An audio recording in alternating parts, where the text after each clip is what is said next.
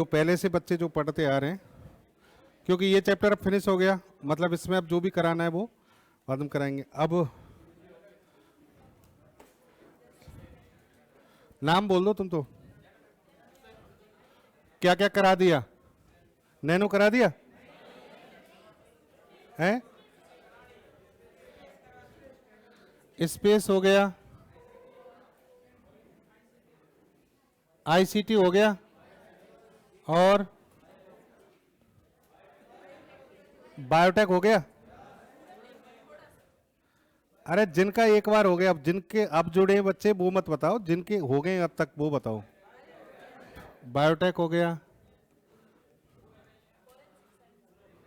Forensic इसी में ही है, ठीक है, और डिफेंस हो गया।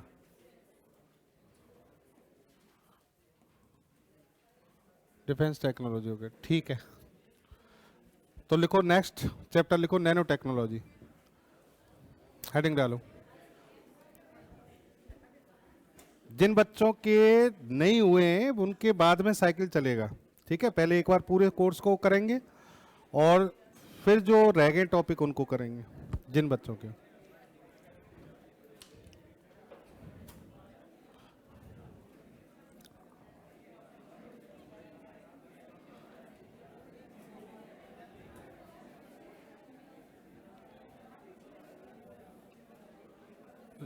लिखो भाई, नैनो टेक्नोलॉजी। बातें नहीं, बातें नहीं। देखिए बहुत ही इंटरेस्टिंग चैप्टर है, नवीनतम तकनीक है और बहुत कुछ नया कुछ सीखने को है, बहुत नई चीजें हैं जो आप इसमें सीखोगे। अब शुरुआत करने से पहले सबसे पहले ये बताओ, तुम लोग नैनो टेक्नोलॉजी के बारे में कितना जानते हो? पहले तुम्हारा ज्ञान फिर मेरा ज्ञान, बताओ। जो तुम्हें आता है बिना तुमसे पूछे मैं आगे नहीं बढ़ूंगा। ये हर चैप्टर में ही करता हूं मैं, हर चैप्टर में ही पूछता हूं पहले तो। नैनोटेक में तो बनता है। हाँ, जिसको जो आता है बच्चा खड़ा होके शांतिपूर्वक जो भी आता है वो बताए। खड़ा हो जा।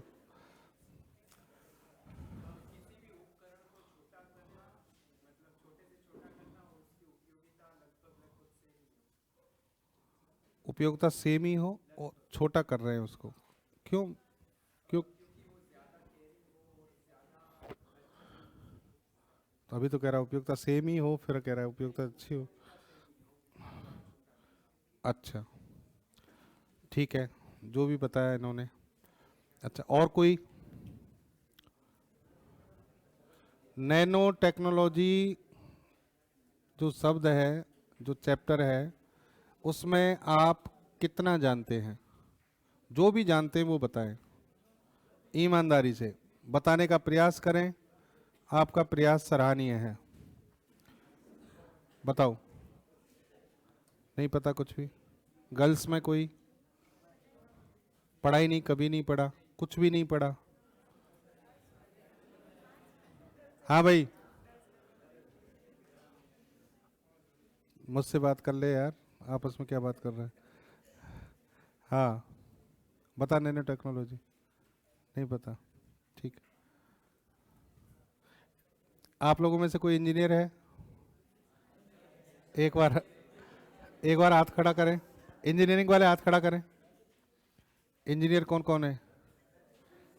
कोई नहीं है? कोई नहीं है? कोई बात नहीं, मतलब इंजीनियरिंग में दोबारा से रोजगार मिलने लग गए? ठीक है, मैं तो हूं।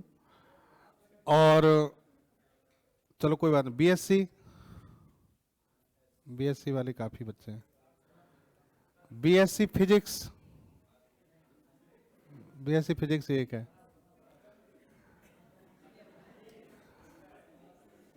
बायोटेक में किसी ने बीएससी की हो? बायोटेक में नहीं, चलिए कोई बात नहीं। सिविल सर्विस की तैयारी या कुछ भी किया होगा तो कहीं तो पढ़ा होगा नैनोटेक के बारे में, थोड़ा बहुत तो पढ़ा होगा। अच्छा, नैनो शब्द का मतलब क्या है? छोटा, सूक्ष्म, सूक्ष्म।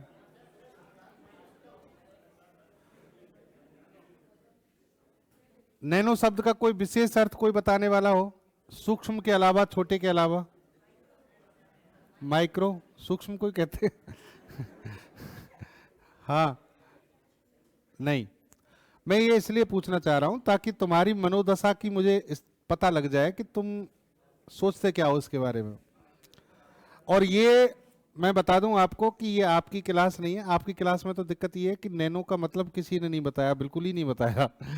पर ज्यादातर क्लास में भले ही 500 बच्चे बैठे हों चाहे 1000 बच्चे बैठे हों, सिर्फ एक ही बात बताते हैं कि नैनो के बारे में सिर्फ इतना बताते हैं कि सर 10⁻⁹ मीटर जो होता है उसको नैनो कहते हैं। इसके अलावा बच्चा कुछ नहीं जानता नैनो टेक्नोलॉजी के बारे में, जबकि ये कम से कम 10 से 15 घंटे का चैप्टर है। 10 से 15 घंटे का चैप्टर मतलब इसमें कम से कम हम ज़्यादा नहीं तो 25-30 पेज क्या लिखेंगे, कंटेंट लिखेंगे, 20-25 पेज भरेंगे। उसमें से तुम्हें कितना आता है? 10⁻⁹ मीटर। ठीक है। हाँ, तो अब ये भ्रम जो है ना तुम्हारे, वो थोड़े दूर करने पहले। एक तो सबसे बड़ी चीज कि जब भी नैनो टेक्नोलॉजी की बात होती है तो बच्चे कहते हैं कि सर ये सूक्ष्म संरचना है, छोटी संरचना है। अब छोटी का कोई तो स्तर होता होगा, तो छोटे के लिए जनरली हम जो शब्द यूज कर लेते हैं वो सूक्ष्म करते हैं, जबकि सूक्ष्म स्तर का एक बाकायदा डेटा होता है और वो होता है 10⁻⁶ मीटर। 9 नहीं, 10⁻⁶ मीटर। सूक्ष्म संरचनाएं जो होती हैं वो 10⁻⁶ मीटर से शुरू होती हैं। 1 मीटर का 10 लाखवां हिस्सा होता है सूक्ष्म स्तर। और उसको जो दिखा सके, हमें तो दिखती नहीं है वो संरचना, उसको जो दिखा सके वो होता है सूक्ष्मदर्शी। सूक्ष्मदर्शी मतलब जो 10⁻⁶ मीटर की संरचनाओं को क्या कर सके, दिखा सके बड़ा करके, तो उसको कहते हैं माइक्रोस्कोप। स्कोप यानी दिखाने वाला, माइक्रो यानी माइक्रो लेवल, सूक्ष्म स्तर। अब नैनो स्तर की जिसकी आप बात कर रहे हो वो है 10⁻⁹ मीटर। और 10⁻⁹ मीटर में 1 मीटर को 10⁻⁹ से भाग देना होता है, और माइक्रो लेवल में 1 मीटर को 10⁻⁶ से भाग देना होता है।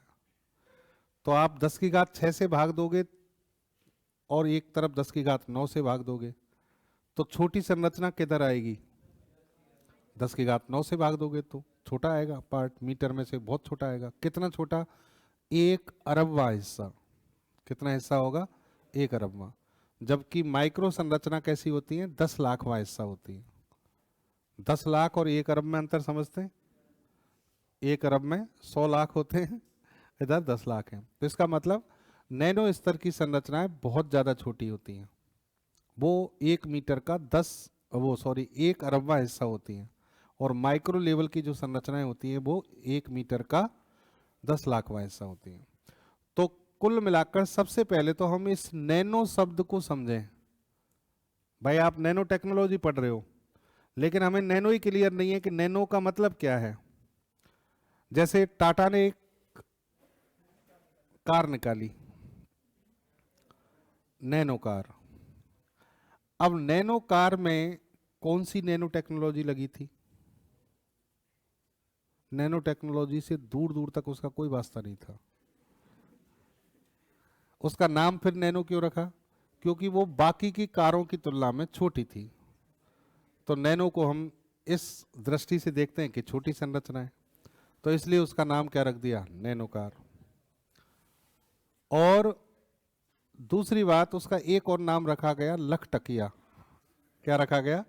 लखटकिया, यानी लाख टका में आने वाली कार है वो, लखटकिया कार, लाख रुपए में आती थी। तो टाटा ने पहली बार, रतन टाटा जो है वो भारत के बहुत बुद्धिमान व्यक्तियों में आते हैं और बहुत बड़े उद्योगपति हैं, और सबसे बड़ी बात, बहुत ज़्यादा वो कहते हैं ना, एक सॉफ्ट हार्ट है उनका, बहुत मतलब इतना दान देते हैं जनता के लिए, इतना कुछ किया है उन्होंने। उनकी अगर वो पूरी पढ़ोगे ना तो ये कहोगे यार हाँ वास्तव में अच्छा आदमी है। तो रतन टाटा ने जिंदगी में एक गलती सबसे बड़ी यही की थी, नैनो कार वाली। कैसे? कार का कंसेप्ट गलत नहीं था, कार को लाए वो उनका उद्देश्य था कि छोटी कार है, ज़्यादा बिकेगी और पार्किंग की समस्या भारत में समाप्त हो जाएगी, भाई कहीं भी खड़ी कर दो उसको। लेकिन उसकी ब्रांडिंग गलत कर दी। ब्रांडिंग कैसे गलत कर दी? एक तो नैनो शब्द लिख के, नैनो का मतलब लोगों को समझ में आ गया छोटी कार, एक तो ये। दूसरा लकटकिया, लाख रुपए में आने वाली कार। तो इससे लोगों का स्टेटस घटने लग गया। भारत में आपको पता है लोग दिखावे के लिए जीते हैं, दिखावे लेके अब कार भी खरीदे और उसमें भी लोग एक लकटकिया नैनो। तो फिर लोगों ने कार को खरीदना ही बंद कर दिया उसको। हकीकत है ये, उन्होंने अपने पैरों पे खुद कुल्हाड़ी मारी। उसकी ब्रांडिंग क्या हुई? उसकी ब्रांडिंग ऐसे हुई कि सस्ती और छोटी है, बहुत ज्यादा सस्ती है, छोटी है, कार नहीं टेम्पो है, ऑटो के रूप में उसको जाना लगा। तो वो मामला क्या हो गया? फेल हो गया। चलो अब देखो, नैनो जो शब्द है पहले इसको समझते हैं और नैनो की व्यापकता को देखते हैं कि नैनो कहां कहां तक फैला है, ये आकार कहां तक फैला है, हमारे आसपास ये आकार कहां पर है। नैनो टेक्नोलॉजी की जब बात आती है तो बच्चों के दिमाग में ये आता है कि छोटे छोटे जो कण हैं उनको लेकर हम कुछ क्या कर रहे होंगे, जैसे कोई भी चीज है वो नैनो आकार की बना रहे होंगे हम। नैनो आकार की मतलब कि उतनी सी छोटी होगी जो दिखेगी भी नहीं, लेकिन आपके आसपास दुनिया भर की नैनो टेक्नोलॉजी के प्रोडक्ट है जिनको आप देख भी सकते हो, यूज भी कर रहे हो। फिर आप कहोगे सर ये नैनो टेक्नोलॉजी से कैसे? नैनो टेक्नोलॉजी है, नैनो आकार के कणों से वो मिलकर बनी है, कार्य कर रही है। उसका मतलब ये नहीं है कि आप नैनो आकार की चीजें, बिल्कुल उसी आकार की छोटे आकार की चीजों को देखोगे या उसी आकार की चीजों को यूज करोगे। तो आपको इस चैप्टर में यही समझ में आएगा कि आपके जीवन में नैनो टेक्नोलॉजी की क्या उपयोगिता है।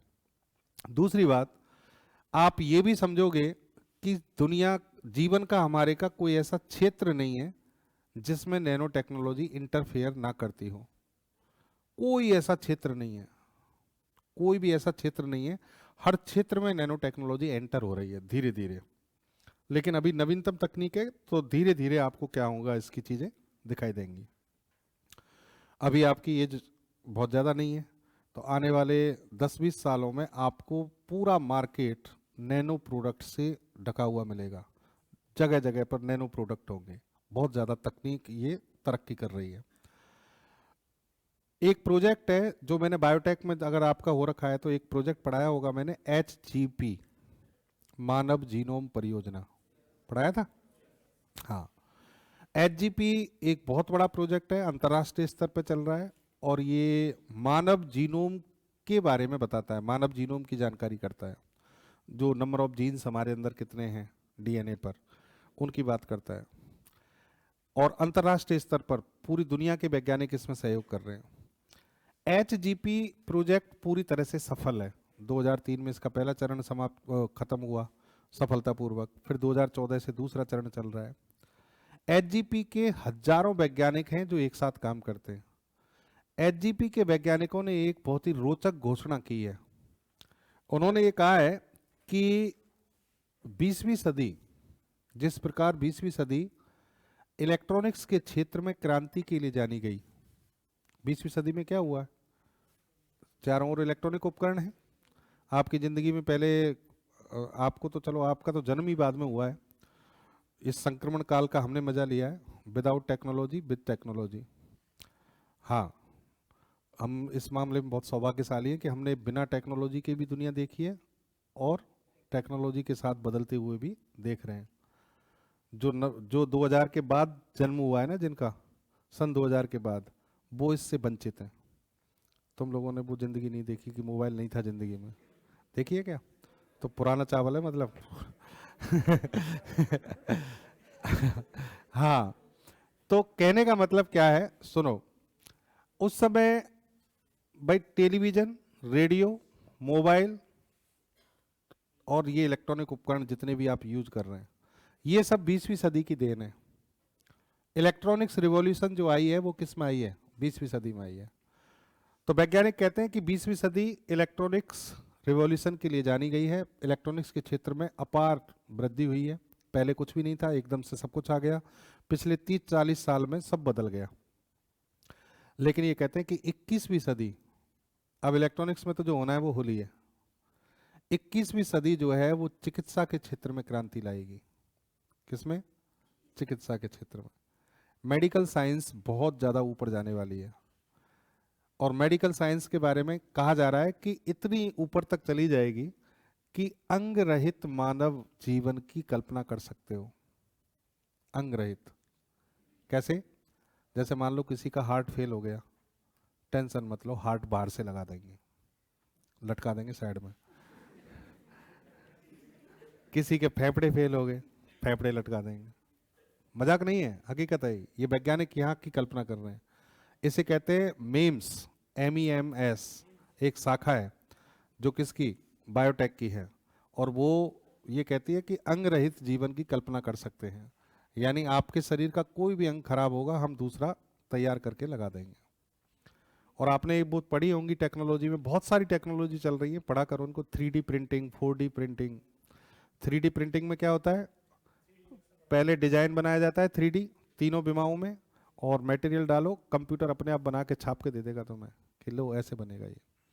4D प्रिंटिंग ऐसे बनेगी, सब कुछ। मतलब आपको ये नहीं करने का, मकान बनाना है कोई दिक्कत नहीं, 3D मकान बना देंगे अपन, पूरा ऐसा कैसा तैयार कर देंगे और फटाफट बनेगा, मजदूरों की जरूरत नहीं है, बस मशीन बनाएगी अपने आप। तो कहने का मतलब आने वाले समय में ये सब कुछ हो सकता है। तो HGP के साइंटिस्ट ये कहते हैं कि 20वीं सदी इलेक्ट्रॉनिक्स रिवॉल्यूशन के लिए थी, 21वीं सदी मेडिकल रिवॉल्यूशन लाएगी।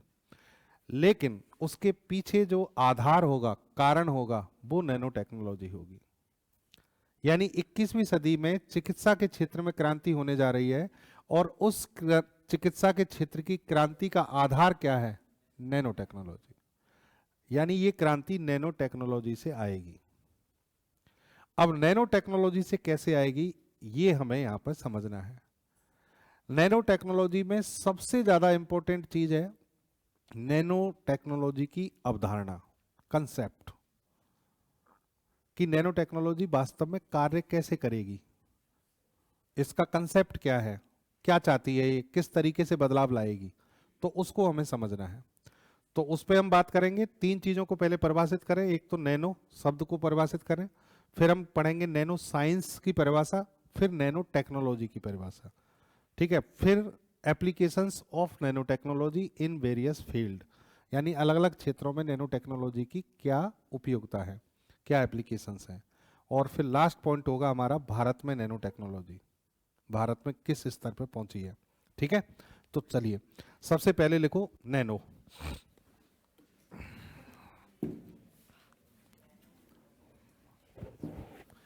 देखिए पहला पॉइंट ये है कि ये जो नैनो शब्द है, नैनो, पहले तो ये समझ लो कि इसका ये कौन सी भाषा का है? ग्रीक भाषा का है। ग्रीक भाषा का शब्द है।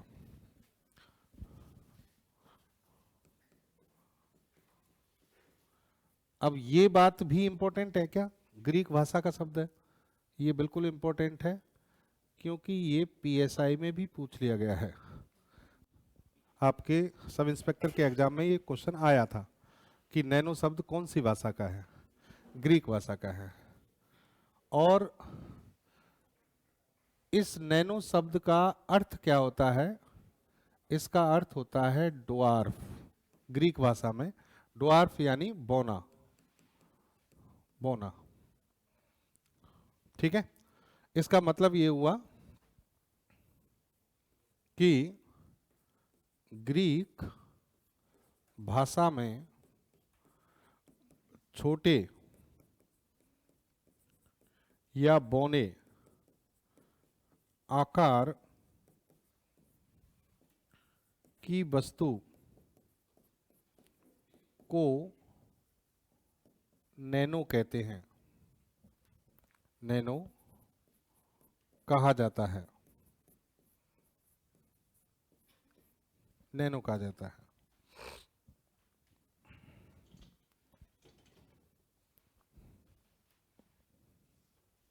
ठीक है। तो ग्रीक भाषा जो है उसमें छोटे आकार की कोई भी वस्तु होगी तो उसको क्या कह देते हैं हम? नैनो, ड्वार्फ, बोना। चलिए एक बात हुई।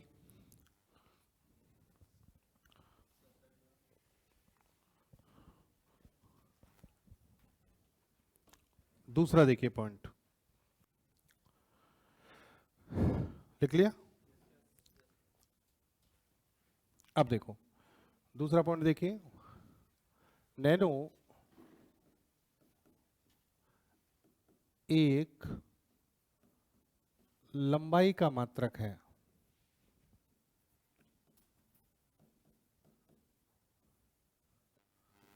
Unit of length. नैनो एक लंबाई का मात्रक है जो कि 1 मीटर लंबाई, 1 मीटर लंबाई के 1 अरबवें हिस्से के बराबर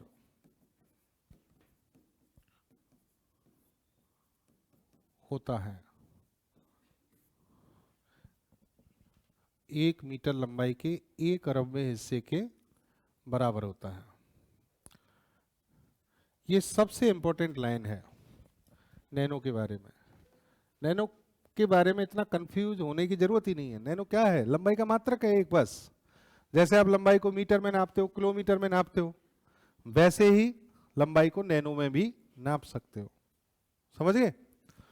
देखो जैसे आप कहते हो लंबाई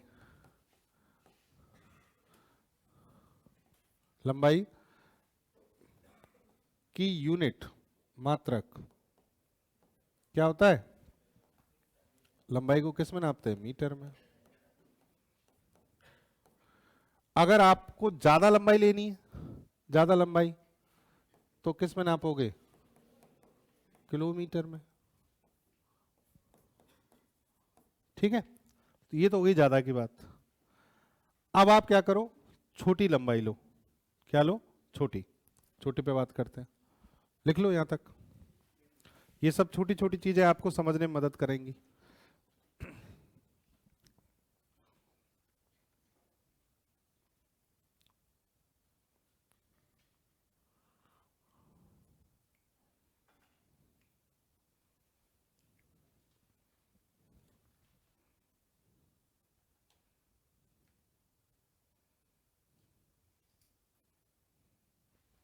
लिख लिया?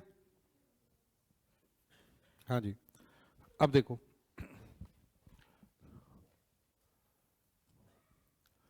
मान लीजिए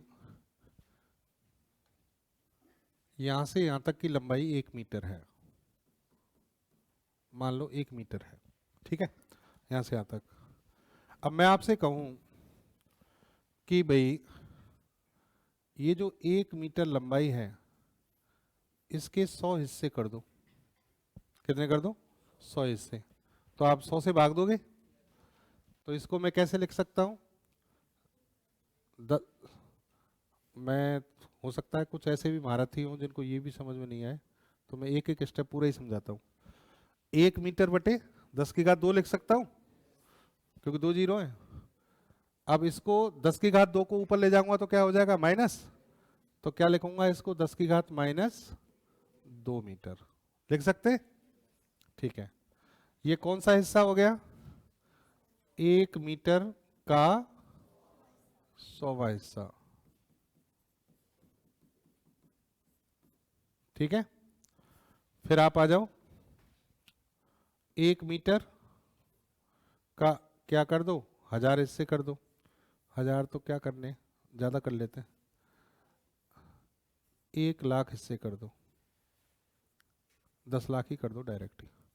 कितने कर दिए? 10 लाख। 10 लाख कर दिए। 1 मीटर बटा कितना कर दिया? 10 की घात 6, यानी 10 की घात 6 मीटर, इसको कहते हैं माइक्रोमीटर। क्या कहते हैं? माइक्रोमीटर। 10 की घात माइनस 6 मीटर जब हो जाता है तो वो क्या कहलाता है? माइक्रोमीटर। आप लिख सकते हैं 1 मीटर का 10 लाखवां हिस्सा। ठीक है, और अब आप क्या कर दो, 1 मीटर के 9 जीरो लगा दो,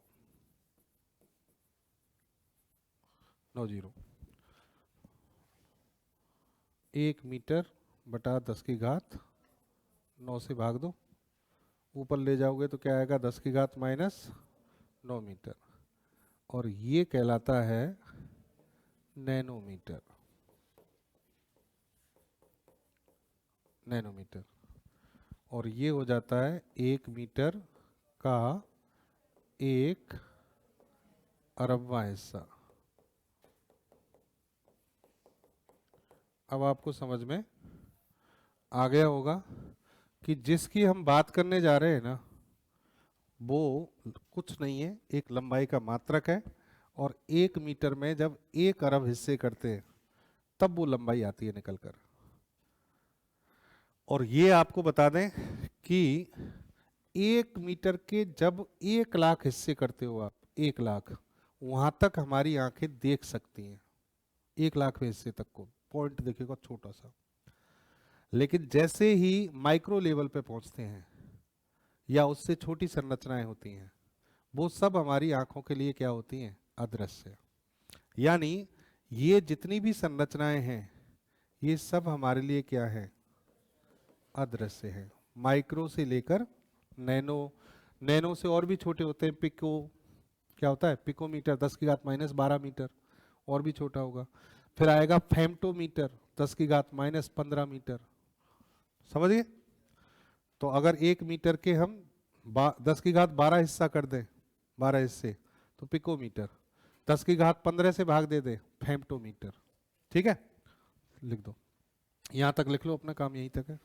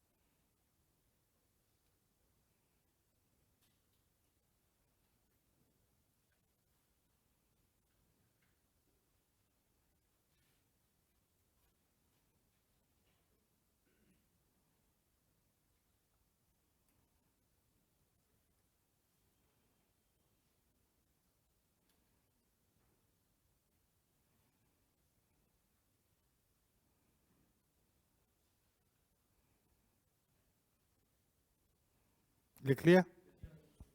हाँ जी।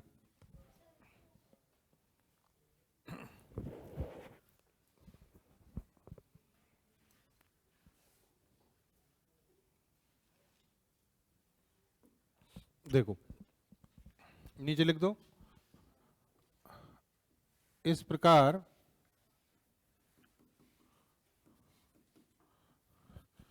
1 नैनोमीटर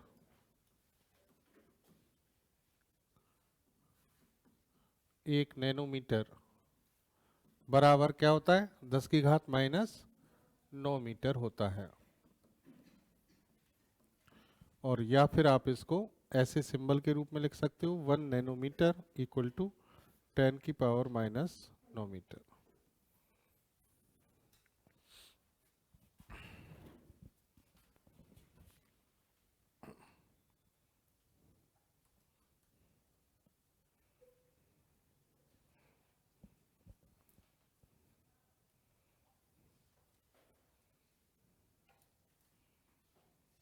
ठीक है, अच्छा ये होगी बात। अब देखो आप, नैनो साइंस क्या है ये तो हम परिभाषित करेंगे अभी बाद में। एक तो इस नैनो, अच्छा यहां पर एक चीज और लिखो, लिखना मानव शरीर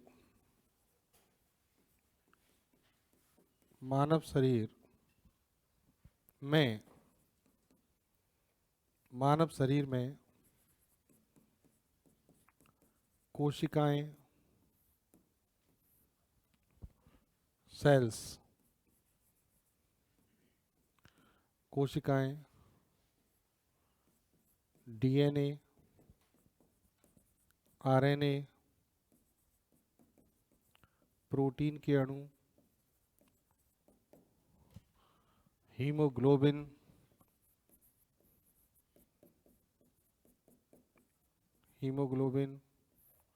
मॉलिक्यूल्स आदि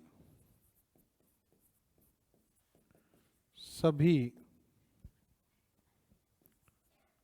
नैनो स्तरीय संरचनाएं होती हैं, आदि सभी नैनो स्तरीय संरचनाएं होती हैं।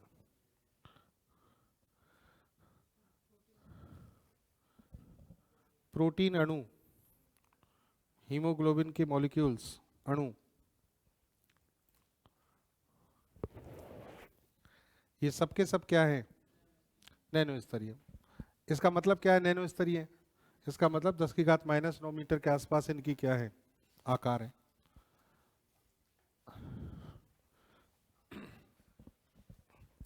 आपको पता है कि जो कोशिकाएं हैं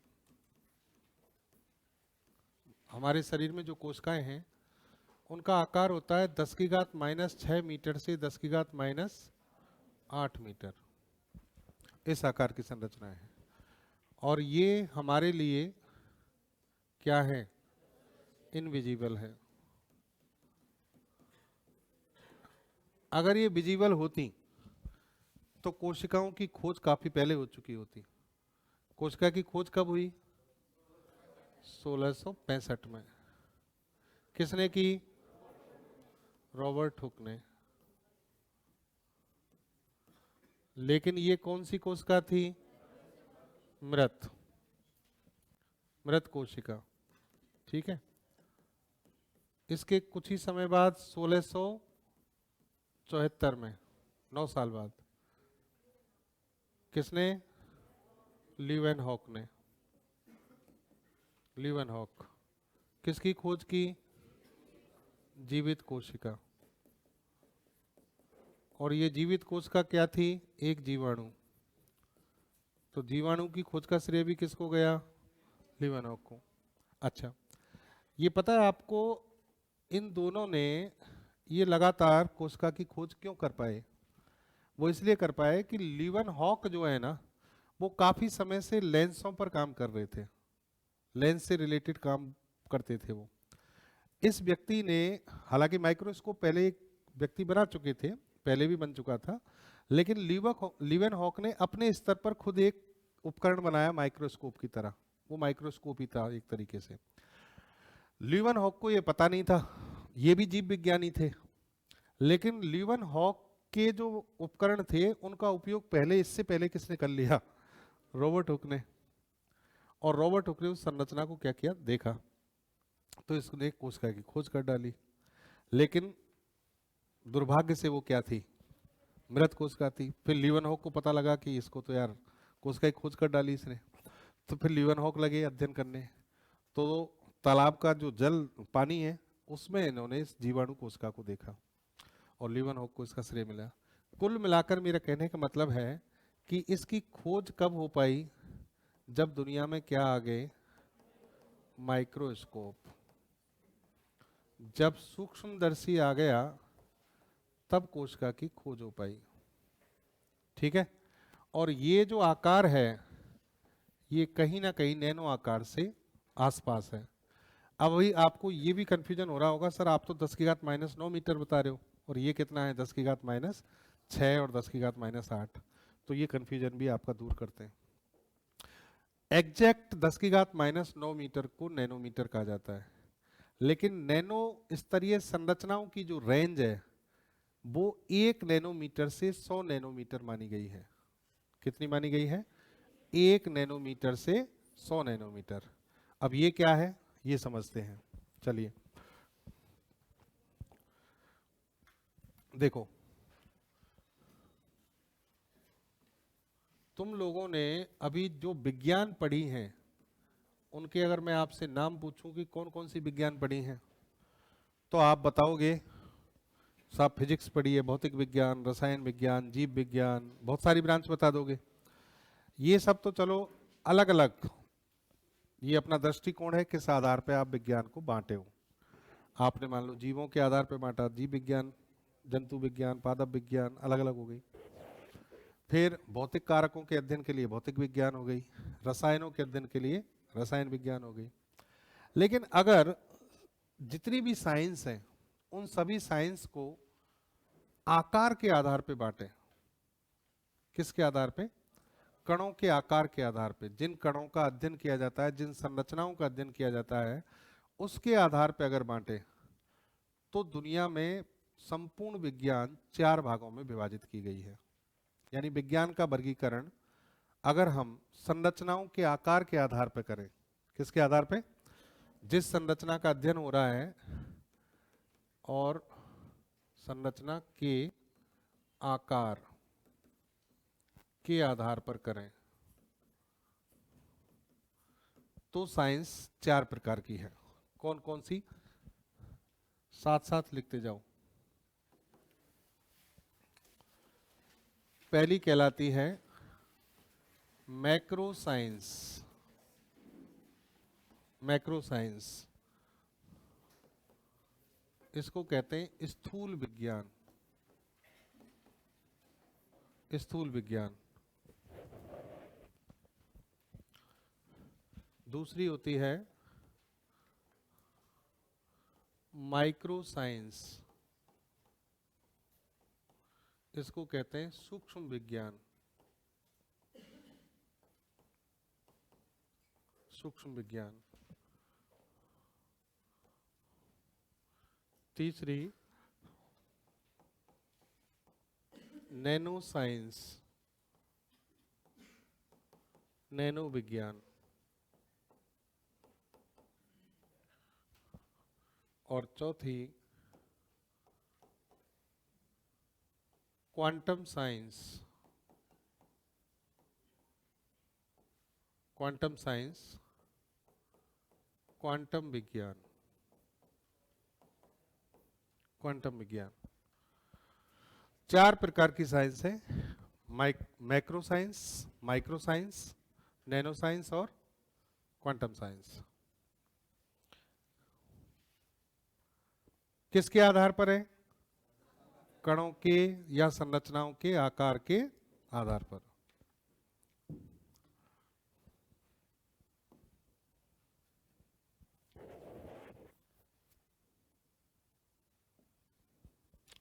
अब देखो कणों का आकार देख लेते हैं। मैक्रो साइंस में कणों का आकार यानी साइज कितना होगा? ऐसी साइंस जिसमें 10 की घात -3 मीटर से बड़े आकार की संरचनाओं का अध्ययन होता है। कितनी? 10 की घात -3 मीटर। इसका मतलब 1 मीटर बटा कितने से भाग दे रहे हो? 10 की घात 3 से। 10 की घात 3 मतलब 1000वां हिस्सा। तो ये तो आराम से दिखेगी आपको। 1 मीटर के 1000 हिस्से किए जाएं तो वो संरचना तो आराम से दिखेंगी, विजिबल है। समझ रहे? तो इसलिए इसको क्या कहा गया, मैक्रो साइंस, जिसमें बड़े आकार के कण होते हैं। यानी इसका जो छोटे से छोटा कण भी है वो कितना है, 1 मीटर के 1000 में हिस्से के आसपास है, तो ये आराम से दिखेगा आपको। फिर आता है सूक्ष्म विज्ञान। इसमें कणों का आकार 10⁻³ मीटर से छोटा होगा और कहां तक जाएगा, 10⁻⁶ मीटर तक, यानी माइक्रो लेवल को टच कर गया। अब इनमें से कुछ संरचनाएं विजिबल होंगी और कुछ क्या होंगी, इनविजिबल। फिर आती है नैनो साइंस। नैनो साइंस में साइज स्टार्ट होता है 10⁻⁷ मीटर से 10⁻⁹ मीटर, 9 मीटर। और क्वांटम साइंस, इसमें साइज 10⁻⁹ मीटर से भी क्या होता है, छोटा। आकार उधर जा रहे हैं हम, क्या होता जा रहा है, छोटा होता जा रहा है।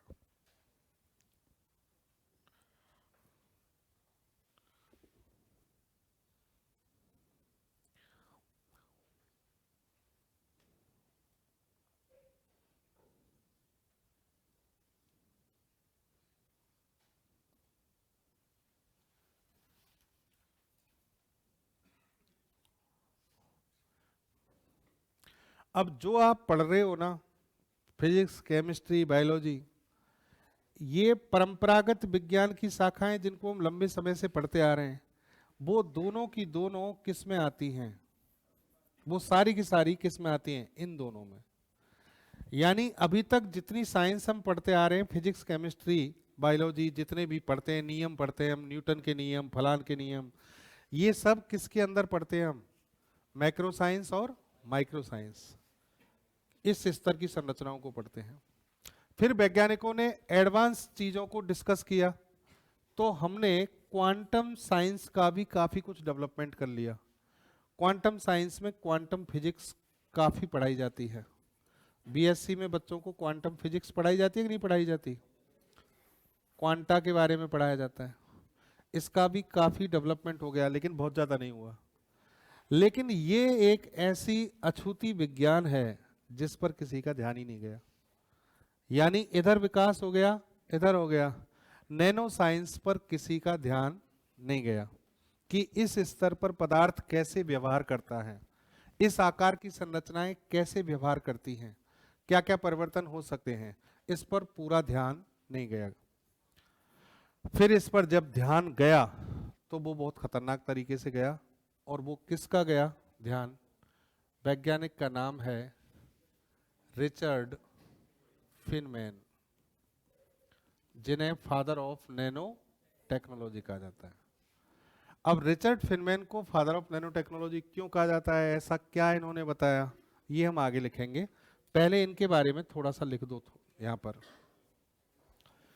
लिखो, मैक्रो साइंस और माइक्रो साइंस के नीचे लिखना, दोनों के नीचे ऐसे बना दो एरो, और लिखना ये दोनों विज्ञान, ये दोनों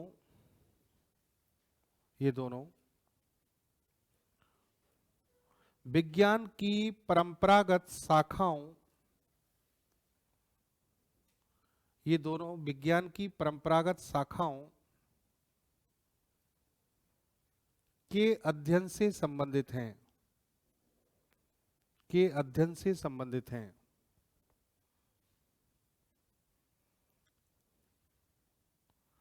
अध्ययन से संबंधित हैं।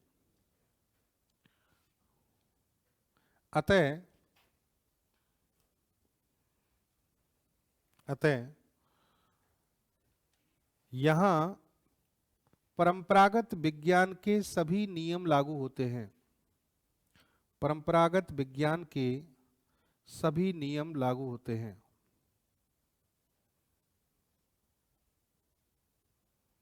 परंपरागत विज्ञान के सभी नियम लागू होते हैं।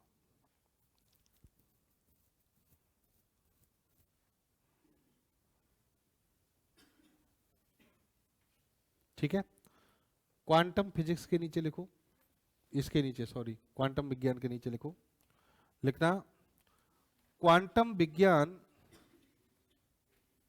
क्वांटम विज्ञान के अंतर्गत, क्वांटम विज्ञान के अंतर्गत क्वांटम भौतिकी, क्वांटम भौतिकी, भौतिकी यानी फिजिक्स, क्वांटम भौतिकी के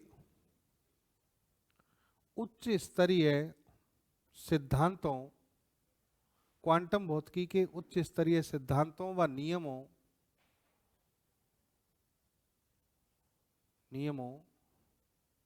का अध्ययन किया जाता है,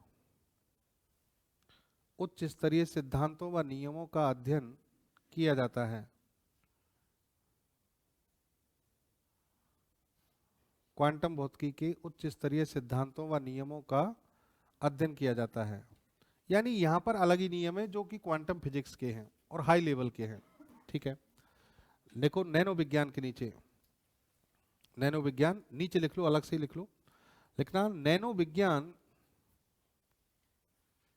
नैनो विज्ञान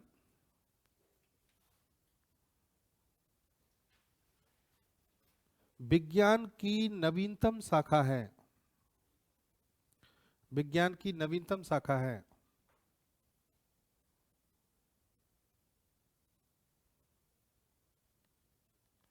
विज्ञान की नवीनतम शाखा है, जिस पर परंपरागत विज्ञान के नियम लागू नहीं होते हैं, जिस पर परंपरागत विज्ञान के नियम लागू नहीं होते हैं,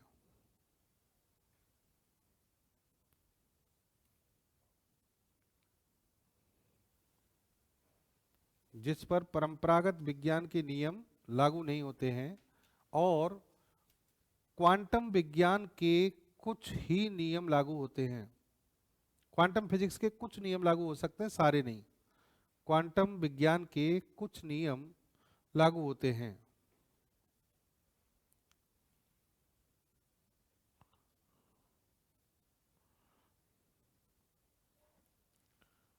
अतः नैनो विज्ञान के अंतर्गत, अतः नैनो विज्ञान के अंतर्गत नए नियम व सिद्धांत खोजे जा रहे हैं।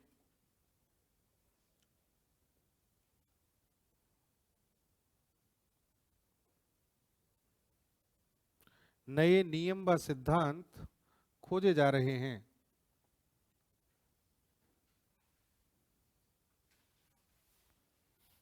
और इसके अनुप्रयोग, और इसके अनुप्रयोग अत्यधिक व्यापक होंगे, अत्यधिक व्यापक होंगे।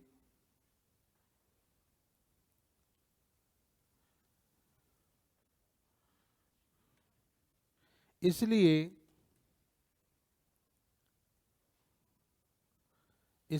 इसे अपार संभावनाओं वाला विज्ञान कहा जाता है, अपार संभावनाओं वाला विज्ञान कहा जा रहा है।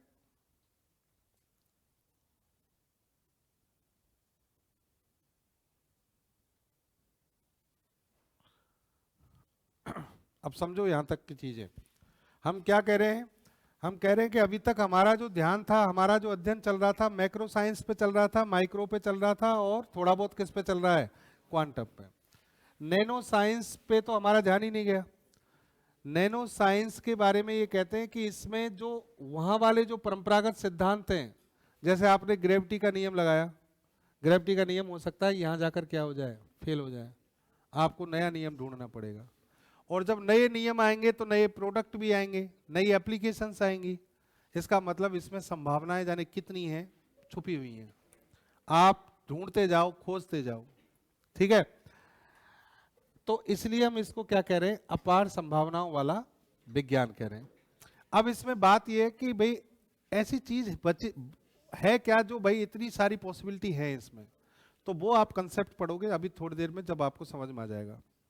ठीक है, तो कुल मिलाकर बात यह है, मैंने कणों के आधार पर, संरचना के आधार पर विज्ञान को 4 भागों में डिवाइड कर दिया। और इसका मेरा उद्देश्य ये था आपको ये बताना कि नैनो साइंस एग्जिस्ट कहाँ करती है, नैनो साइंस कहाँ टिकी हुई है, विज्ञानों के बीच में कहाँ फंसी हुई है। तो एक तरफ वो आकार हैं जो दिखते हैं, एक तरफ वो हैं जो बिल्कुल नहीं दिखते हैं, उनके बीच में नैनो साइंस है। और इसकी संरचनाएं भी क्या होती हैं, इनविजिबल होती हैं। ठीक है, अब इसकी व्यापकता के बारे में और बात करते हैं। व्यापकता का मतलब कि नैनो साइंस का दायरा कहां तक हो सकता है। एक चीज तो मैंने आपको बता दी, क्या, देखो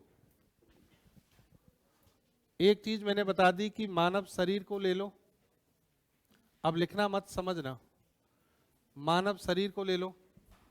मानव शरीर में मैंने आपको क्या बताई, सेल्स, कोशिकाएं, फिर डीएनए, आरएनए, प्रोटीन, हीमोग्लोबिन, ठीक है, और भी बहुत सारी संरचनाएं।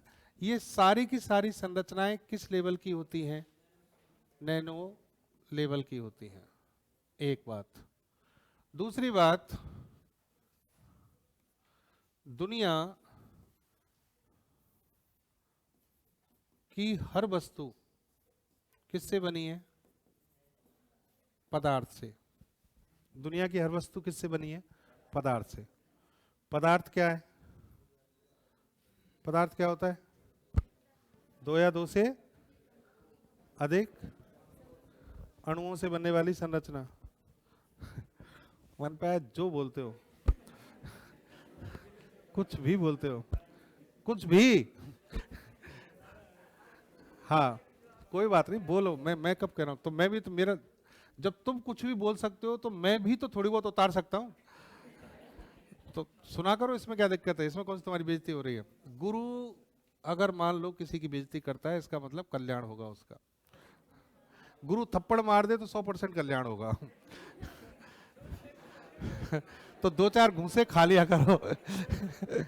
ठीक है, ये पक्की बात है, ये आशीर्वाद है, आशीर्वाद होता है ये गुरु का। हम तो खूब पिटे, हमारा कल्याण हुआ गुरुओं की वजह से हुआ है। खूब पिटे, इतने पिटे, इतने पीटा है मास्टरों ने जम के, मतलब। हाँ, तू भी पिटा है।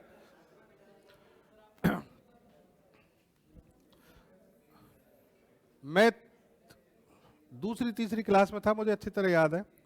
और ऐसा भी नहीं है कि मैं डफर बच्चा था, पढ़ने वाला था, दूसरी तीसरी से ही बढ़िया उसमें आता था।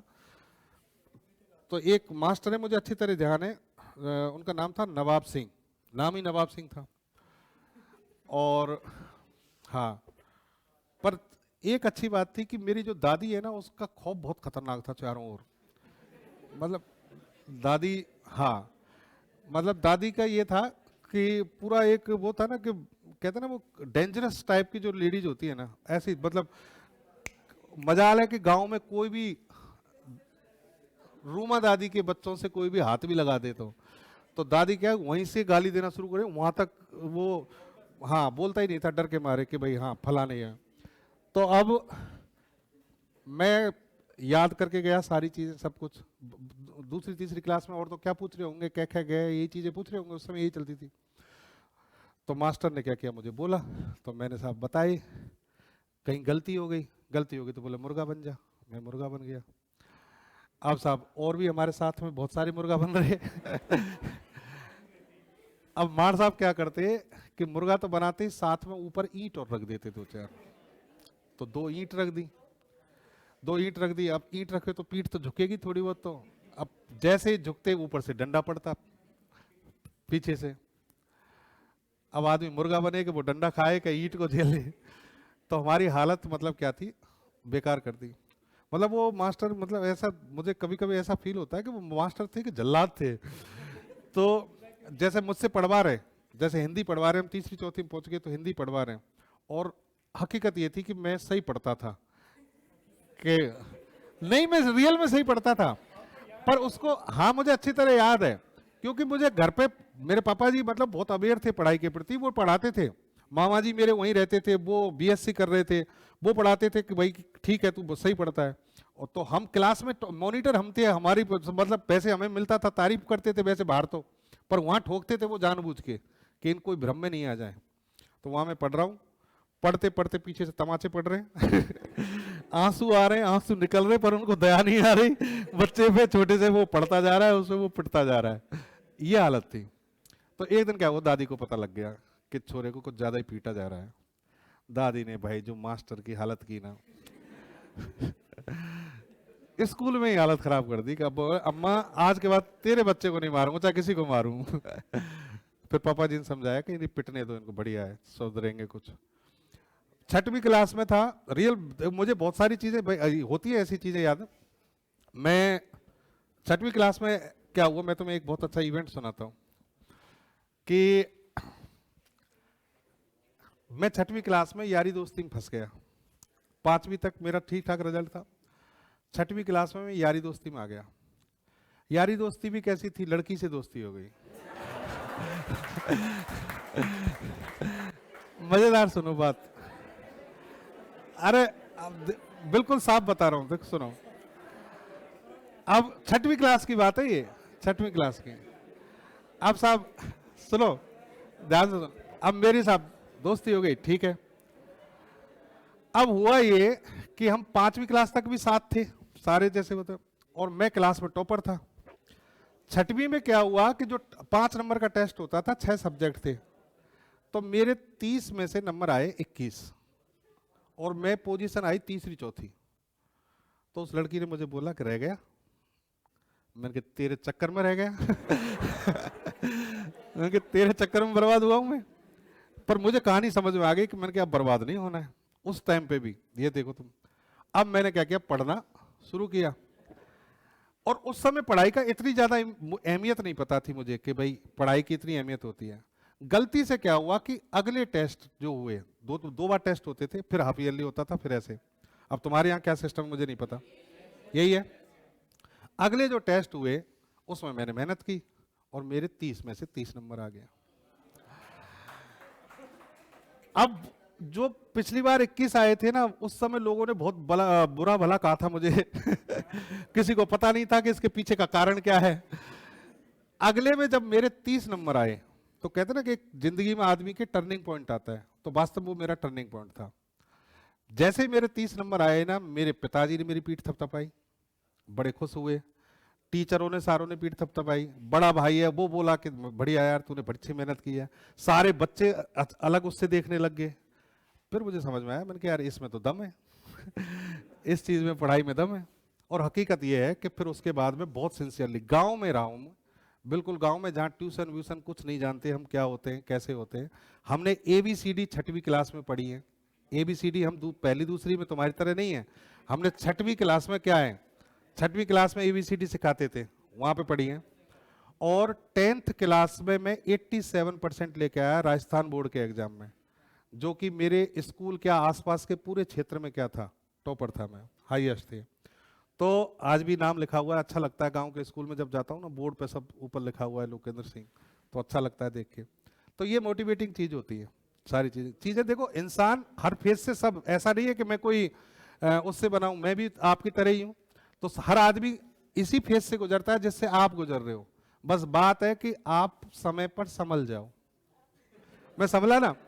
और मजेदार बात बताऊं, सुनो और मजेदार बात एक और सुनो। हाँ, मैं आप बिल्कुल फ्रैंक बता रहा हूं। 10वीं तक हम रहे कहां पे, भरतपुर, मतलब गांव में। गांव भरतपुर जो सिटी है ना, वो मेरे गांव से मुश्किल से 10 किलोमीटर है, और हाईवे पे ही गांव है मेरा। बिल्कुल कनेक्टिविटी है बहुत अच्छी। लेकिन मैं वास्तव में पढ़ने में इतना वो था कि मैंने भरतपुर सिटी नहीं देखी थी, मेरा कोई मतलब ही नहीं था। स्कूल जाना, दिनचर्या यही थी, स्कूल गया, घर आया, ड्रेस चेंज की, जो भी होमवर्क बताया वो होमवर्क कर लिया, फिर अपनी दिनचर्या में लग गए। मैथ में मेरी इतनी रुचि थी, मैथ और साइंस में, कि मैं छुट्टियों में ही मैथ कर लेता था पूरी अगली क्लास की। जैसे 9th क्लास में आ रहा हूँ ना, 8th क्लास मैंने पास की है। तो वो भी मैंने एक सीखा, मेरे एक सीनियर, मतलब मेरे एक रिश्तेदार थे, उनके घर पे कोई लड़ाई झगड़े हो गए थे, तो उनकी पूरी फैमिली कुछ दिन के लिए हमारे घर शिफ्ट हुई। तो वो हाँ पूरी फैमिली आ गई। पर उनका लड़का जो था ना वो पढ़ने वाला था बहुत ज़्यादा, तो वो पढ़ता रहता था। मैंने कहा यार भैया तू तो अगली क्लास की कर रहा है पढ़ाई, तो उसने कहा हाँ मैं कर लेता हूँ, एग्जाम्पल देख देख के मैथ कर लेता हूँ। मैंने कहा यार अपन भी करेंगे, और हम भी लग गए साहब। तो हकीकत ये थी कि मैं क्या कर लेता, जैसे 8वीं क्लास की है तो 9वीं क्लास की जो मैथ है पूरी एग्जाम्पल दे रखे होते राजस्थान बोर्ड की किताबों में बहुत अच्छे से कि भाई 7 तरह के अगर क्वेश्चन है तो 7 के एक एक एग्जाम्पल तो देता ही है, और फिर वो कहता है ऐसे तुम कर लो। तो हम वो क्या करते थे, कर ले फिर पूरी कॉपी बना लेते, पूरा सॉल्व कर लेते। जब मास्टर पढ़ाना शुरू करता तो उसके सामने कॉपी रख देते, सब पूरा कर रखा है लो, पूरी कर रखी पूरी मैथ आपको। और हकीकत ये थी मास्टर हमारे भरोसे छोड़ के चला जाता था, एक एग्जाम्पल कराया फिर बोलता इनसे पूछ लेना इनसे वो कर लेना। तो 10वीं तक ये हमारा हाल था, हम होनहार स्टूडेंट थे, बहुत अच्छी परसेंटेज लाए। 11वीं में हम फिर पहुंचे भरतपुर सिटी में। पापा जी की बड़ी बड़ी हमसे उम्मीद, बहुत कुछ। घर में पहला बच्चा जो इतनी परसेंट लाया, पहला क्या हम दोनों भाई थे जिन्होंने पहली बार 10वीं पास की मैं और मेरा बड़ा भाई, बड़े भाई की कहानी बड़ी रोचक है तो 11वीं में जब हम पहुंचे वहां पर, 11वीं में पहुंचे तो हमने दुनियादारी देखी। कौन सी? शहर वाली। अब शहर वाली दुनियादारी, हमारे वहां गांव में तो तुम्हें पता है कि भाई क्या हालत होती है। शहर में हम गए तो हमारे साथ वहां पर रोली, दीप्ति, शिल्पी, पता नहीं किन किन हमारे और हम उस चकाचौंध में क्या हो गए वास्तव में, फ्रैंक हम फंस गए उसमें। मैं, मेरा एक दोस्त था नेत्रपाल, उसकी बहुत अच्छी परसेंट थी, 85% थी। एक दोस्त था वीरेंद्र, वो हमारे सपने बहुत ऊंचे ऊंचे, हम इंजीनियर बनेंगे, डॉक्टर बनेंगे, पता नहीं किसने बता दिया था, जबकि घर में कोई बताने वाला नहीं था। तो साहब वहाँ लग गए पढ़ने। 11वीं में हमारी टोटल परसेंट बनी 68, 68। मतलब कहते हैं ना ठोकर लगना बहुत जरूरी होता है। 68% बनी। आप साहब घर वालों के चेहरे एकदम ऐसे, किसान आदमी घर में, भाई वैसे खेतीबाड़ी भगवान की दया से अच्छी है हमारी, और भरतपुर में पानी भी मीठा है तो फसलें अच्छी होती हैं। पर नो डाउट फिर भी किसान तो किसान ही है ना, पता नहीं क्या कौन सी विपत्तियां आ जाएं, क्या हो जाए एक साल में। मुझे अच्छी तरह ध्यान है कि 96 97 में जब सिस्टर की शादी की तो पूरी फसल जो है इतनी हुई थी कि बस उसकी एक मोटरसाइकिल आई थी दहेज की, पूरी फसल की। तो सोचो किसान कैसे करता होगा। अब बच्चों को पढ़ाना है, बच्चे भी पहले एक दो तो होते नहीं थे बच्चे भी, अब हकीकत है हर फैमिली में 5 6 बच्चे होते थे।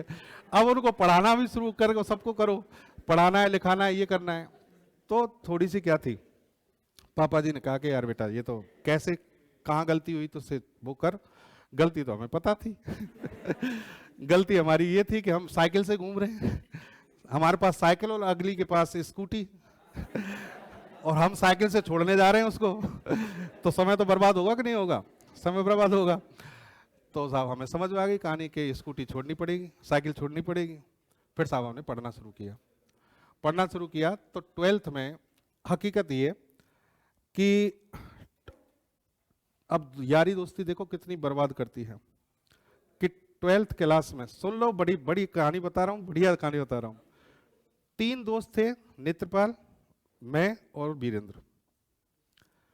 दोनों की हमारी बहुत अच्छी तैयारी, मेरी और वीरेंद्र की। नेत्रपाल का हो गया एक्सीडेंट पेपर से 1 महीने पहले, एक्सीडेंट हो गया। सो सैड नहीं, वो इतना चालाक आदमी, उसने माहौल बनाया कि यार मैं तो पेपर दे नहीं पाऊंगा, मैं तो बर्बाद हो गया, मैं ये हो गया वो हो गया। और हम इतने भावुक आदमी, तू टेंशन क्यों ले रहा, तू पेपर नहीं देगा तो हम भी नहीं देंगे। और मजेदार बात ये को, हमने 12th के पेपर नहीं दिए उसके चक्कर में। नहीं वो तो कहाँ से देगा, वो तो उसके हेड इंजरी हो गई थी, न्यूरो उसमें पड़ा हुआ था। दोस्ती के खातिर बता रहा हूँ, दोस्ती क्या होती है आज यही नहीं पता कहाँ नीरज है और कहाँ वीरेंद्र है, बस मिलते जुलते हैं कभी। तो दोस्ती यारी इतनी करो कि तुम्हें ये जिंदगी में तुम्हारी फैमिली के अलावा कोई काम नहीं आएगा, ये मैं लिख के दे रहा हूँ। तुम्हारा जो सबसे बड़ी तुम्हारी जो पूंजी है ना, वो तुम्हारे भाई बहन माँ बाप, इनके अलावा सब दुनियादारी क्या है। दोस्ती कहाँ तक निभाई हमने, पेपर नहीं दिया। अच्छा, फिर आती है अगली साल, पेपर हमने नहीं दिया, घर वालों को बहाना जो भी मारा था हमने उस समय कर लिया, और हमारे घर वाले इतने अच्छे वो थे चलो कि वो मान भी गए, कोई बात नहीं अगली तू कर ले, अपने हिसाब से कर ले, ठीक है। अगली बार ये हुआ कि नीरज के पापा सक्षम थे, सरकारी नौकरी में थे, नेत्रपाल जिसको मैं कह रहा हूँ, उन्होंने कहा कि हम तो हमारे बेटे को कोटा भेजेंगे तैयारी करने। अब मैं और वीरेंद्र ऊपर नीचे देखे। उनके बेटा फंस गए। वो वास्तव में कोटा चला गया तैयारी करने, उसको बायोलॉजी में इंटरेस्ट था, मेडिकल साइंस में तैयारी करनी, वो चला गया। इधर वीरेंद्र का बड़ा भाई जयपुर पढ़ रहा था, वो बोला मैं जयपुर जा रहा हूँ। मैंने कहा तू भाई जयपुर चला जा। अब मैं कहाँ रह गया अकेला? भरतपुर। अब भरतपुर में मुझे आरपीटी की तैयारी करनी है, प्री इंजीनियरिंग टेस्ट। उस समय सन 2000 की बात कर रहा हूँ, बहुत टफ होता था। उस समय ऐसे नहीं था कि आजकल तो इंजीनियरिंग सरकारी कॉलेज मिलना बड़ी बात थी। तो पीटी जो है ना, उसको टेस्ट को निकालना अपने आप में बहुत बड़ा अचीवमेंट था उस समय। फिर गवर्नमेंट कॉलेज मिल जाए ये और बहुत बड़ी बात थी। अब साहब क्या हुआ कि वो दोनों भाई चले गए, यारी दोस्ती खत्म। वो अपनी घर, मैं अपने भरतपुर में लग रहा हूँ। अब साहब पापा जी, मुझे पता था कि मेरे पापा जी के पास इतना पैसा नहीं कि वो मुझे कोटा भेज सकें या जयपुर पढ़ा सकें। और मतलब मैं ये सारी चीज़ें वो नहीं कर सकता, मैं बहुत ज़्यादा इमोशनल हो जाता हूँ, आंसू आ जाते हैं मेरे कि उन चीज़ों को अगर मैं डिस्कस करूँ तो किसान मतलब जो कहता है ना कितनी मेहनत से पढ़ाता है। तो उस समय फिर मुझे एहसास हुआ कि यार मैंने बहुत बड़ी गलती की है। लेकिन अच्छी बात ये थी कि पता नहीं कौन सी एक शक्ति होती है ना कि आदमी जब मेहनत करता है ना, खुद पे भरोसा होता है। मुझे पता नहीं क्यों शुरू से खुद पे भरोसा था कि मैं कर लूँगा। मैंने क्या किया, पापा जी को बोला, मैंने कहा आप टेंशन मत लो, मैं यहीं से पढ़ लूँगा, मुझे भेजने की ज़रूरत नहीं है। और मैंने मल्टीपर्पज़ स्कूल है वहाँ पे, वहाँ जाना जरूरी नहीं होता, स्कूल बहुत अच्छा है कि वहाँ पढ़ना, वहाँ स्कूल जाना जरूरी नहीं होता, आप केवल क्या करो अटेंडेंस लगा के आ जाओ। कॉलेज की तरह चलता है भरतपुर में एक स्कूल। मैंने ट्यूशन लगाए, मुझे इत्तेफाक से अच्छे टीचर मिल गए 2-3, फिजिक्स केमिस्ट्री बायोलॉजी के, वो मैथ के। और वो उनमें से एक टीचर थे अशोक बंसल साहब, वो कैरियर पॉइंट में पढ़ा के आए थे कोटा में। मेरी ऑल राजस्थान रैंक 10वीं थी। किसके साथ? 12वीं के साथ पीईटी क्लियर किया मैंने भरतपुर में रह के। और दोनों भाइयों का नहीं हुआ, कोटा जयपुर वालों का। केवल किसके? एक मेरे अंदर जुनून आ गया था कि मेहनत की थी बस उस पर। और हकीकत यह है कि मुझे जो बढ़िया रेपुटेड कॉलेज है अजमेर का, और उसमें मुझे हाईएस्ट जो अच्छी ब्रांच चल रही थी उस समय सबसे ऊपर, इलेक्ट्रॉनिक्स एंड कम्युनिकेशन, उसमें एडमिशन मिला। MNIT में मुझे केमिकल मिल रहा था। ठीक है, तो कुल मिलाकर बात ये, फिर वहां से क्या हुआ, फिर टर्निंग पॉइंट आया, फिर हम इंजीनियरिंग में पहुंच गए। और फिर तो क्या होता है इंजीनियरिंग में भी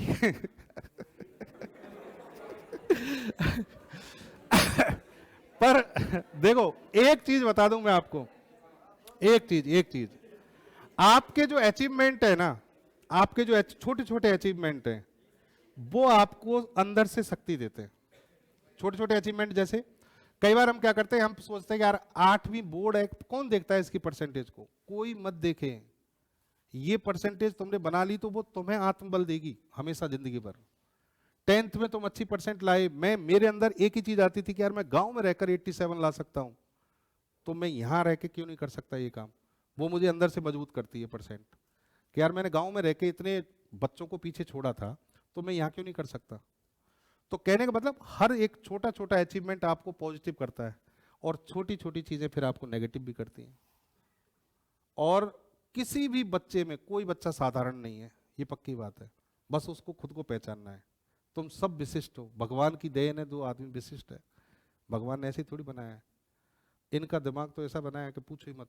भगवान ने, उसको खुद को समझ में नहीं आया बनाने के बाद कि ये क्या बना दिया। लिखो अब थोड़ा सा। हाँ नहीं, थोड़ा थोड़ा थोड़ा तो ये इसको पूरा करूंगा बीच। हाँ मेरी क्लास है और कोई नहीं है। अरे मैं बिल्कुल नहीं थका। सुनो सुनो सुनो सुनो, इसको समझो। बहुत सारी कहानियां सुन ली तुमने आज, ये हो गया। अब सुनो, वस्तु वस्तु बनी। अरे सुन लो भाई दादा, छोटी बात नहीं। एक मिनट, अरे इसको समाप्त करने दो दादा, चुप हो जाओ। वस्तु, प्रत्येक वस्तु, दुनिया में जितनी भी वस्तुएं सब किससे बनी है? पदार्थ से। पदार्थ के 3 रूप आप देखते हो, तुम्हारी ऐसी तैसी, तत्व, यौगिक और मिश्रण, ये 3 होते हैं। ठीक है, तत्व को तोड़ो, यौगिक को तोड़ो, चाहे मिश्रण को तोड़ो, किसी को भी तोड़ो, इनके अंदर क्या मिलेंगे? अणु। क्या मिलेंगे? अणु। अणु को तोड़ो, क्या मिलेंगे? परमाणु, एटम। जितने भी एटम होते हैं सबका आकार इसके आसपास होता है, इससे छोटा इससे बड़ा, 10 की घात माइनस 10 मीटर। हाइड्रोजन परमाणु का आकार सबसे पहले नापा गया था, 10 की घात माइनस 10 मीटर निकला। और ये आकार नैनो स्तर में आता है, नैनो स्तर के जस्ट पास में है, बगल में है। इसका मतलब क्या हुआ? मैं आपको ये बताना चाह रहा हूं कि दुनिया की हर वस्तु पदार्थ से बनी है, पदार्थ परमाणु से बना है, परमाणु का आकार नैनो स्तर का है। इसका मतलब दुनिया की हर वस्तु पर नैनो तकनीक लागू हो सकती है। तो अब आप किसी भी क्षेत्र में चले जाओ, किसी भी क्षेत्र में मतलब आप पदार्थ के बारे में पढ़ोगे, और पदार्थ क्या है? नैनो स्तरीय संरचनाओं से बना है। यानी परमाणविक स्तर की जो संरचनाएं वो सब क्या कहलाती हैं? नैनो स्तरीय संरचनाएं। और परमाणविक स्तर की संरचनाएं हर जगह पर हैं। आपकी कोशिकाओं के अंदर भी क्या हैं? परमाणु हैं।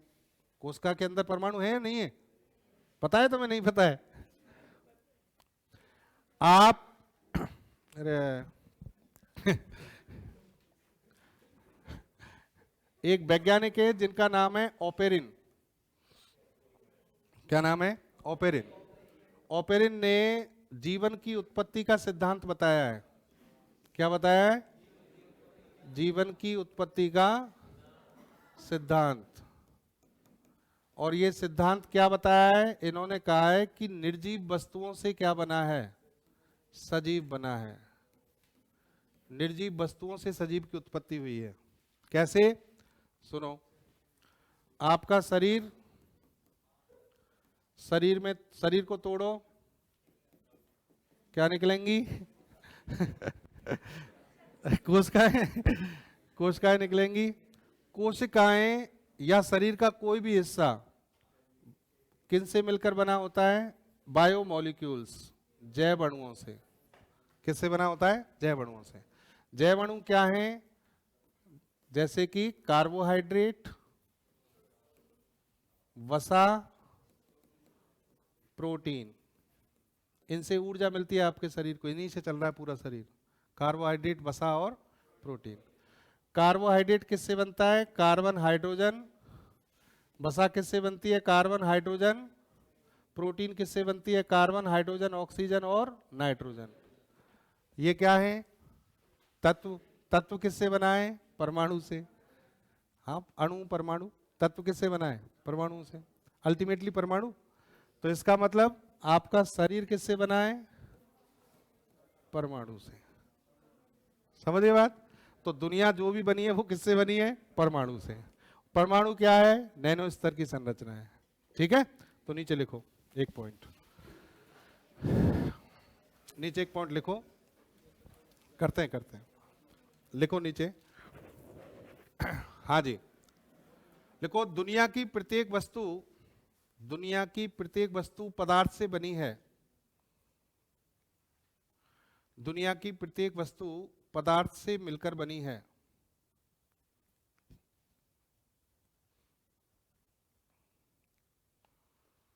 पदार्थ से मिलकर बनी है। और पदार्थ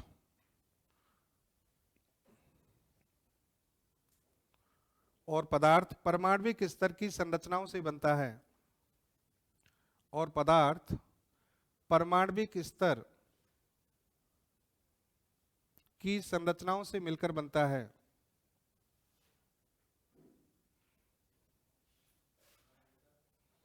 परमाणविक स्तर की संरचनाओं से मिलकर बनता है। एटॉमिक लेवल स्ट्रक्चर, संरचनाओं से बनता है। ये परमाणविक स्तर की संरचनाएं नैनो आकार की होती हैं, नैनो स्तरीय होती हैं। ये परमाणविक स्तर की संरचनाएं नैनो स्तरीय होती हैं, नैनो स्तरीय होती हैं।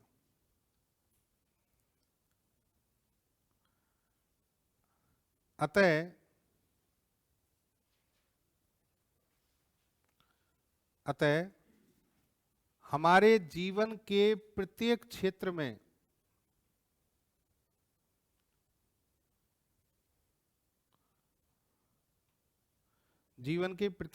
में नैनो तकनीक की व्यापकता है।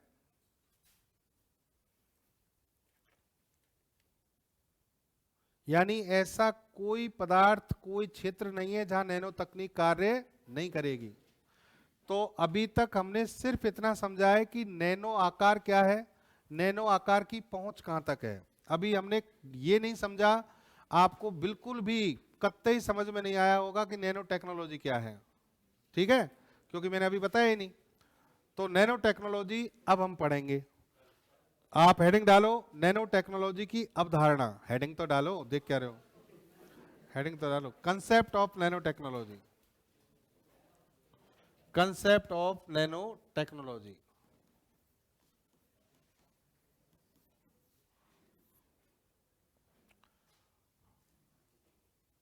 कंसेप्ट ऑफ नैनो टेक्नोलॉजी क्या है? KKCMP। KKCMP का मतलब क्या होता है? कल की क्लास में पढ़ेंगे, देखो फॉर्मूला है, ठीक है। गाना यारो देखो, गला हो रखा है खराब, वास्तव में खराब हो रखा है, जुकाम हो रखा है, तो मैं नहीं चाहता कि बुरा गाना सुनाऊं। कि कल सही होगा, कल सुना दूंगा।